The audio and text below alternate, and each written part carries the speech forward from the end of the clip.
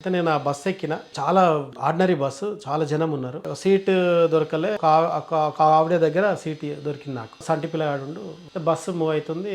అమ్మడానికి వస్తారు కదా పాప్కార్న్ ఒకటి ఇవ్వటం. ఆ పిల్లగాడు ఆ కోని అని ఏడుస్తున్నాడు. ప్రధానంగా కంకులో ఉండేటి అప్పుడు. కంకులు ఒకటి అప్పటికి పాప్కార్న్. ఆ చిన్న పిల్లానికి కోనిచ్చింది. మళ్ళీ ఇంకోటి వస్తే మళ్ళీ అడిగిండు. ఇక ఏడుస్తుండు బాగా. ఈ పైసలు లేవని ఇప్పుడే కొనిచ్చినా మళ్ళీ బాగా కొట్టింది. కొట్టి చిన్నపిల్లాన్ని కొట్టి కొట్టినాక బస్సు పోతుంది. ఆ పిల్లాడు ఏడుస్తుంది, ఆమె మళ్ళీ ఏడుస్తుంది. పక్కనే ఉండి ఎందుకు కొట్టినావు అమ్మ, మళ్ళీ నువ్వెందుకు ఏడుస్తున్నావు, అప్పుడే కొనిస్తే అయిపోవు కదా అని అన్న. ఎక్కడ సార్ నేను బాగాలేక హాస్పిటల్కి వచ్చిన, మా తమ్ముడు ఇక ప్రైవేట్లో పనిచేస్తాడు, పైసలు లేవు సార్ నాకు, బస్ కిరాయిలు కూడా లేవు, నేను ఏడికెళ్ళి తెచ్చా అంటే ఏందమ్మా అంటే అసలు ఆమె చెప్పింది ఏడ్చుకుంటా. వాళ్ళ భర్త ఈమె పెళ్ళి అయినాక ఆ పిల్లాడు కడుపులో పడ్డప్పుడు బస్కెట్ వెళ్ళిపోయాడు. తర్వాత పోయినట్ట ఉత్తరాలు వేసారు.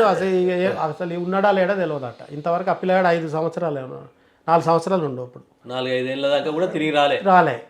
ఎట్లా చేయాలి సార్, నేను ఏమీ పెట్టుకోను, ఎట్లా బతుకా, ఏమి ఇంటికాడ పరిస్థితి, అప్పుల పరిస్థితి, అత్తమామ పరిస్థితి, ఇవన్నీ చూసి ఎట్లా బతకల్లా చావాలో అర్థమవుతలేదు సార్ నాకు. అంటే దుబాయ్ పోతే ఇట్లా కూడా ఉంటుందని నాకు అప్పుడు అర్థమైంది. అంటే అడ్రస్ లేకుండా అని వచ్చిన తర్వాత అప్పుడు ట్రైనింగ్ క్లాస్ అటు పోయినా, నైట్ కూర్చొని నిజానికి కూడా సార్ సమస్యలు అప్పుడు అట్లుండేపాటికే రాత్రి పగలు ఆలోచించి పాటలు రాయడం జరిగింది.